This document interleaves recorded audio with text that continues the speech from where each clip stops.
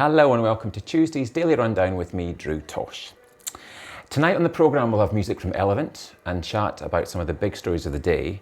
But to get us started, it's time to introduce tonight's guests. We've got music enthusiast, contributor and professional cynic. I've still not quite worked out what that means. It's Ashleigh Talbot. Welcome, Ashleigh. Hello, Drew. You all right? And we've got comedian, biscuit maverick and apparently human, Tom Short. So human means member of the Homo sapien genus. It was the biscuit maverick thing I was puzzled with. I will not eat biscuits to anyone else's rules. I won't be told how or when or why to eat a biscuit. You know how you got maverick cops? Uh-huh. Kind of like that, but on a biscuit-based level. You know. We might touch on that later, but we probably won't. So, don't forget you can also get involved with the programme at home by tweeting us at the Daily Rundown. So it's time now for our first news story, and unavoidably we begin with the 3 bombings in Brussels today. The city's airport and metro station were targeted during the commute to work, with a reported 34 dead and 55 injured. The attack comes just days after the Paris attack suspect Salah Abdeslam was arrested. Following the news, people were quick to criticise security in the city despite it having been on the highest alert level. So do we think there's any more security measures that countries like Belgium and ourselves could take? Or is it merely a case of doing the best damage limitation that we can, Ashleigh? Oh, yeah, start with me. I don't know. I mean, so I have heard people criticising the security measures, but I also don't know what all of the security measures were. So for people to criticise, I mean, what was in place exactly, and furthermore, what's necessary? I mean, surely, in some cases, if you've just got more security personnel in a given place, you're just going to get more security personnel killed, potentially. So, I don't know, could any more be done? Possibly, yes. I mean, martial law, perhaps, but is that really what we want? Surely, does that not kind of mean that terrorists kind of win, really? I think that's the thing, isn't it? I mean, if this was Brussels on its highest alert and still they infiltrated all the various security things in place, are we sort of sitting ducks? Is it a case of the best worst scenario now? Well, I don't know if we're sitting ducks really, but you can run trials on sort of disaster control and damage limitation, and I think the Met recently sort of did a contingency plan for like 10 coordinated attacks in London. So the thing is, if we sort of give up and say, oh, well, these bombings are just kind of a fact of life now and we just kind of have to deal with it, that's not really dealing with the root of the problem, is it? It's not going to stop just because we all shrug our shoulders and say, well, never mind, I guess now's the time to sort of access literally everybody's phones and hack all the emails in the name of security, perhaps. I mean, so what else could be done? What was being done already? And, how far do you want to go? I think that's the thing about what was being done already, because one of the big things that hasn't been mentioned is that there were other bombs today that were successfully, defused, or whatever the scenario is. Do you think that defence organisations are an easy target to blame when people are so emotional about this happening?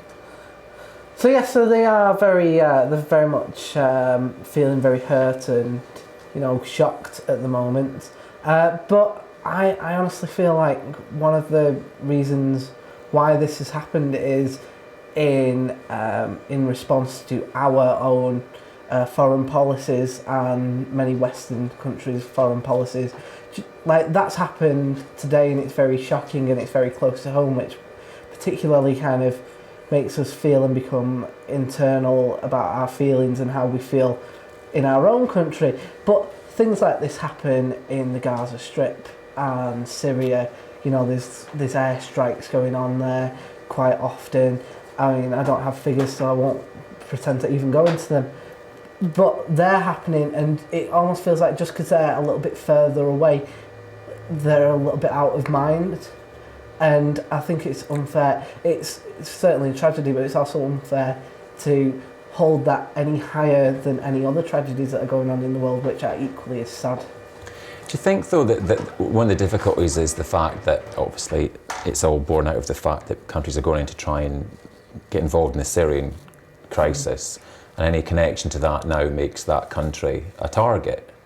Does this go back to whether we should or should not get involved in Syria? I mean, if you're saying that is a major issue and one of the most horrific things that's going on in the world at the moment, were we right to get involved? Should we have stood back and let it happen? I mean, it's all very shades of grey, isn't it?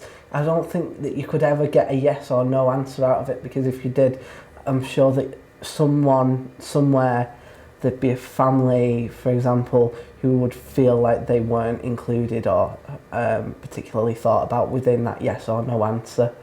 I feel like it is particularly in response to, our foreign policy within the Middle East that all these kind of high risk situations are happening in various countries across Europe, and perhaps we, call me crazy, maybe we could solve a lot more problems without bombs on either side, and maybe try talking it out.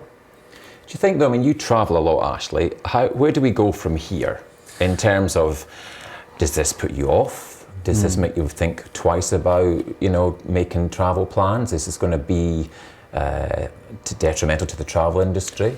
Well, I mean, again, you don't want to spend too much time thinking about that, because genuinely, that's what they want. Like the people that have perpetrated these attacks and previous attacks, they want it to be an attack on the West and our way of life and freedom and all the stuff that is so objectionable.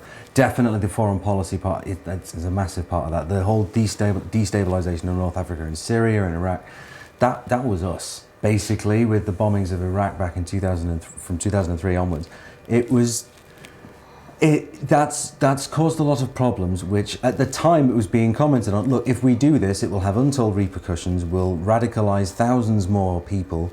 Lord knows what they'll get up to, and now we're finding out. So, as you say, it's shades of grey. There's no right or wrong answer, and there's no way of saying, yes, this is the way to go, this is the only sort of truth to it, because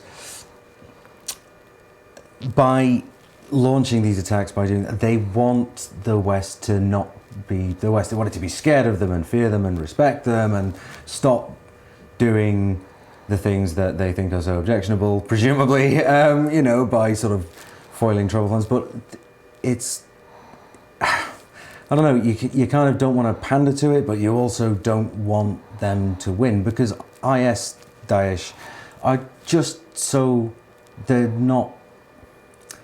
nothing we've sort of seen for such a long time.